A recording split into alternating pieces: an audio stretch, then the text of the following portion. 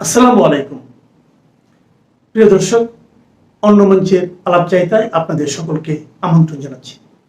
দর্শক, যখন একজন বড় মাপের রাজনৈতিক নেতা অসুস্থ হন তখন সেটা শুধু চিকিৎসার বিষয় থাকে না, পরিণত হয় জাতীয় আগ্রহের কেন্দ্রে। বিএনপির চেয়ারপারসন বেগম খালেদা জিয়ার ক্ষেত্রেও তাই হয়েছে। রাত পোহালে খবর আসার কথা ছিল কাতার সরকার এয়ার অ্যাম্বুলেন্স যোগে তিনি পৌঁছে গেছেন লন্ডনের বিশেষায়িত হাসপাতালে, কিন্তু মাঝরাতে একটা শব্দ এসে সব থমকে দিল। শব্দটি হলো কারিগরি ত্রুটি। প্রশ্ন হলো, অধ্যাপক ইউনূসের অন্তর্বর্তী সরকার উপদেষ্টা পরিষদের বিশেষ বৈঠক ডেকে অসুস্থ খালেদা জিয়াকে অতি গুরুত্বপূর্ণ ব্যক্তি বা ভিভিআইপি বলে ঘোষণা করলো, তার নির্বিঘ্ন চিকিৎসা, নিরাপত্তা ও যাতায়াত সুবিধা নিশ্চিত করার ব্যবস্থার কথা জানালো। সেখানে কাতার আমিরি ফ্লাইটের মতো কাতার সরকারের ভিভিআইপি এয়ারলাইনের কারিগরি ত্রুটির অজুহাত কতটা যুক্তিযুক্ত?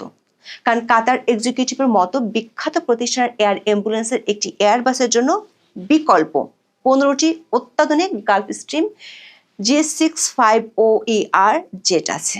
তাহলে যখন এমন একটি সরকার পরিচালিত ভিভিআইপি ফ্লাইটের জরুরি চিকিৎসা পরিবহনের ক্ষেত্রে কারিগরি ত্রুটির অজুহাত আসে, তখন সেই সমস্যাটি কি ইঞ্জিনে, নাকি আসলে সমস্যাটি ইঞ্জিন রুমে, মানে সিদ্ধান্তের জায়গায়?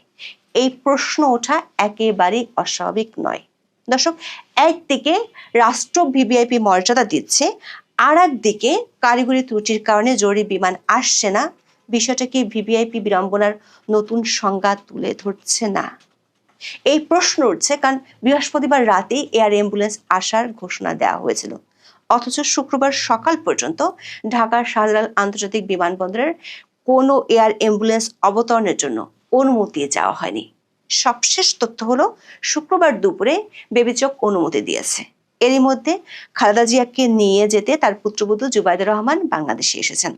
তবে বৃহস্পতিবার মধ্যরাতে কিংবা শুক্রবার ভোরে যে যাত্রা শুরু হওয়ার কথা ছিল সেটি এখন রোববারেও নিশ্চিত নয়। কারণ নতুন ঘোষণা অনুযায়ী শনিবারে যদি এয়ার অ্যাম্বুলেন্স আসেও, তারপরও কিছু যদির উপর নির্ভর করতে হবে অসুস্থ খালেদা জিয়ার লন্ডন যাত্রাকে। তাহলে কারিগরি ত্রুটিটা কি আসলেই বিমানের, নাকি অন্য কিছুর? এয়ার অ্যাম্বুলেন্সের জন্য রোগীর সবচেয়ে জরুরি যে ফিট টু ফ্লাই সার্টিফিকেট দরকার, সেটি কি পাওয়া গেছে? দেশের সর্বোচ্চ নিরাপত্তা পাওয়া একজন মানুষের চিকিৎসার ক্ষেত্রে এমন ধোঁয়াশা কেন? আর এই ধোঁয়াশার কারণে যে গুজব ছড়াচ্ছে তার দায়ী বা কার? বিএনপি চেয়ারপারসন বেগম খালেদা জিয়ার সর্বশেষ অবস্থা জানতে এখন সবাই চোখ রাখছে গণমাধ্যমে। সবশেষ বিভ্রান্তিটা হলো এয়ার অ্যাম্বুলেন্স নিয়ে।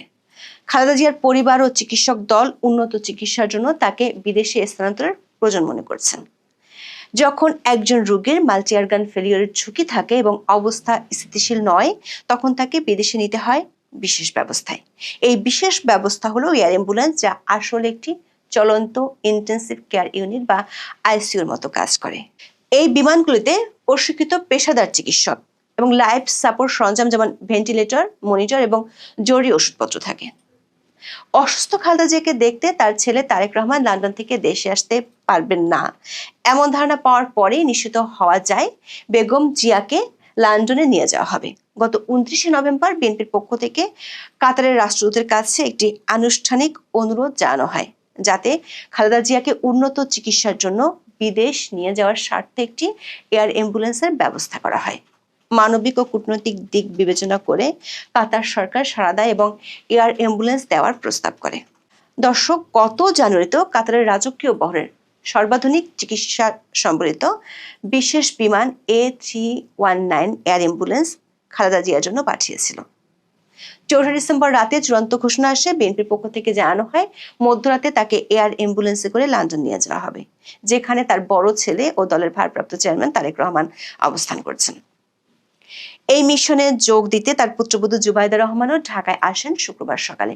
এমনকি এই ভিভিআইপি মেডিকেল ট্রান্সপোর্টের জন্য 14 সদস্যের একটি আনুষঙ্গিক তালিকাও তৈরি করা হয়, যার মধ্যে 6 জন চিকিৎসক এবং নিরাপত্তা বাহিনীর কর্মকর্তা আছেন। রাজনৈতিক মঞ্চে যখন এমন উচ্চ নাটকীয় পরিস্থিতি, তখনই ঘোষণা আসে কারিগরি ত্রুটির কারণে কাতার সরকারের এয়ার অ্যাম্বুলেন্সটি আসেনি।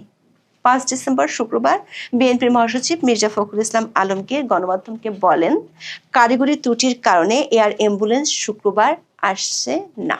এরপর ফ্লাইটটি পিছিয়ে শনিবার বা রবিবার নাগাদ নিয়ে যাওয়ার কথা বলা হয়। দর্শক, এমন একটি দেশের এভিয়েশন সার্ভিসের কথা বলা হচ্ছে যারা বিশ্বের অন্যতম সেরা এবং অত্যাধুনিক ফ্লাইট পরিচালনা করে। কাতারের এয়ার অ্যাম্বুলেন্স পরিষেবা মূলত কাতার এয়ারওয়েজ গ্রুপের প্রাইভেট জেট চার্টার বিভাগ কাতার এক্সিকিউটিভ দ্বারা পরিচালিত হয়। এটি বিশ্বের সবচেয়ে উন্নত লং রেঞ্জ বিজনেস জেটগুলোর বহর। দর্শক, কাতার এক্সিকিউটিভের বহরে একটি dedicated air ambulance airbus A319 ACJ রয়েছে, যা পূর্ণাঙ্গ আইসিইউ বা ইন্টেন্সিভ কেয়ার ইউনিট সুবিধা দিয়ে সজ্জিত। তবে কাতার এক্সিকিউটিভের বহরে বর্তমানে মোট 19টি বিমান রয়েছে, যার মধ্যে 15টি অত্যাধুনিক গালফ স্ট্রিম G65OER জেট। এই G65OER জেটগুলো আল্ট্রা লং রেঞ্জ বিশিষ্ট এবং প্রায় 14,000 কিলোমিটার পাড়ি দিতে সক্ষম। সবচেয়ে গুরুত্বপূর্ণ বিষয় হলো এই ধরনের বিজনেস জেটগুলোকে দ্রুতই ভিআইপি বা সাধারণ বিজনেস কনফিগারেশন থেকে মোবাইল আইসিইউ প্ল্যাটফর্মে রূপান্তরিত করা যায়। দর্শক, এখানে প্রশ্ন হলো, ডেডিকেটেড A319 এয়ার অ্যাম্বুলেন্স কারিগরি ত্রুটি দেখা দিলে কেন 15টি G65OER এর মধ্য থেকে অন্য একটিকে দ্রুত জরুরি ভিত্তিতে কনভার্ট করে পাঠানো হয়নি? কাতার এক্সিকিউটিভের মতো বৃহৎ ফ্লাইট পরিচালনাকারী প্রতিষ্ঠানের এই ব্যাকআপ ব্যবস্থা আছে। দর্শক, ফ্লাইট রেকর্ড অনুসারে A319 কাতার এয়ার অ্যাম্বুলেন্সটি গত 22 নভেম্বর দুপুর 1টার দিকে সৌদি আরবের কিং খালেদ আন্তর্জাতিক বিমানবন্দর থেকে উড্ডয়ন করে। এরপর থেকে এর কোনো ফ্লাইট ডেটা রেকর্ডে নেই। তারপর থেকে এটি গ্রাউন্ডেড আছে। দর্শক, আরও বিভ্রান্তি আছে। কাতার এয়ার অ্যাম্বুলেন্স নিয়ে বাংলাদেশের গণমাধ্যমগুলোর সবশেষ খবরগুলোতেও আছে বিভ্রান্তি। BDNews24.com এর খবরে বলা হয়েছে, খালেদা জিয়াকে চিকিৎসার জন্য লন্ডনে নিয়ে যেতে কাতার সরকারের ব্যবস্থাপনায় জার্মানি থেকে এয়ার অ্যাম্বুলেন্স আসবে ঢাকায়। ঢাকায় কাতার দূতাবাসের জনসংযোগ কর্মকর্তা আসাদুর রহমান আসাদ শুক্রবার বিকেলে BDNews24.com-কে বলেন, কাতার সরকার এই এয়ার অ্যাম্বুলেন্স ভাড়া করে দিচ্ছে, সেটা জার্মানি থেকে ঢাকায় আসবে। শনিবার বিকেলে ওই এয়ার অ্যাম্বুলেন্স ঢাকায় পৌঁছাতে পারে বলে দূতাবাস থেকে প্রাথমিক ধারণা দেওয়া হলেও একটি সূত্র জানিয়েছে বিষয়টি আরও বিলম্বিত হতে পারে। দৈনিক সমকালের খবরেও একই ধরনের তথ্য দেওয়া হয়েছে। তবে আজকের পত্রিকার খবরে বলা হয়েছে, এখন যে এয়ার অ্যাম্বুলেন্সটি আসছে সেটিও কাতারের, কিন্তু জার্মান কোম্পানির তৈরি। কাতার জার্মানি থেকে কোনো এয়ার অ্যাম্বুলেন্স বাংলাদেশে পাঠাচ্ছে না। দর্শক, একটি বিদেশি এয়ার অ্যাম্বুলেন্স ঢাকায় ল্যান্ড করতে হলে তার জন্য ল্যান্ডিং পারমিশন নিতে হয়। ঢাকা ট্রিবিউন ও এভিয়েশন এক্সপ্রেসে দুটি খবরে নিশ্চিত করা হয়েছে, শুক্রবার সকাল পর্যন্ত বাংলাদেশের সিভিল এভিয়েশন অথরিটির কাছে এ ধরনের কোনো অনুমতি চাওয়া হয়নি। দুটি সংবাদ মাধ্যমে স্পষ্ট করে জানিয়েছে, কোনো ধরনের ফ্লাইট শিডিউল, ল্যান্ডিং রিকোয়েস্ট বা প্রিয়র নোটিফিকেশন, মেডিকেল ইভাকুয়েশন, ফ্লাইটের জন্য প্রয়োজনীয় কাগজপত্র কোনো কিছুই দাখিল করা হয়নি। বেসামরিক বিমান চলাচল কর্তৃপক্ষের একজন জ্যেষ্ঠ কর্মকর্তা শুক্রবার সকালে BDNews24.com-কে বলেছিলেন, ঢাকার শাহজালাল আন্তর্জাতিক বিমানবন্দরে এয়ার অ্যাম্বুলেন্স নেওয়ার জন্য কোনো শিডিউল চাওয়া হয়নি। সে কারণে বেবি চক বা শাহজালাল বিমানবন্দর কর্তৃপক্ষের তরফে কোনো প্রস্তুতিও রাখা হয়নি। দর্শক, এর অর্থ হলো বিএনপির পক্ষ থেকে 4 ডিসেম্বর এয়ারবাস আসার যে ঘোষণা দেওয়া হয়েছিল সেটি ঠিক ছিল না, কারণ বেবি চককে না জানিয়ে কোনো এয়ারলাইন ঢাকা এয়ারপোর্টে ল্যান্ড করার সুযোগ নেই। টাইমস অফ বাংলাদেশ তাদের সবশেষ খবরে জানিয়েছে, ঢাকার হযরত শাহজালাল আন্তর্জাতিক বিমানবন্দরে কাতারের একটি এয়ার অ্যাম্বুলেন্স অবতরণের অনুমতি দিয়েছে বেসরকারি বিমান চলাচল কর্তৃপক্ষ বা বেবি চক। শুক্রবার দুপুরের পর ওই অনুমতি দেওয়া হয় বলে বেবি চকের একটি সূত্র টাইমস অফ বাংলাদেশকে নিশ্চিত করেছে। দর্শক, এয়ার অ্যাম্বুলেন্স আসলেও খালেদা জিয়াকে নেওয়া হবে কি না সেটি নির্ভর করছে কিছু যদির উপর। সে যদির কথা অবশ্য বলেছেন বিএনপির মহাসচিব মির্জা ফখরুল ইসলাম আলমগীর। 5 ডিসেম্বর তিনি বলেছেন, খালেদা জিয়া বর্তমানে গুরুতর অসুস্থ। চিকিৎসকেরা যদি নিশ্চিত করেন যে তিনি বিমানে ওঠার জন্য উপযুক্ত, তাহলেই উন্নত চিকিৎসার জন্য তাকে লন্ডনে নিয়ে যাওয়া হবে।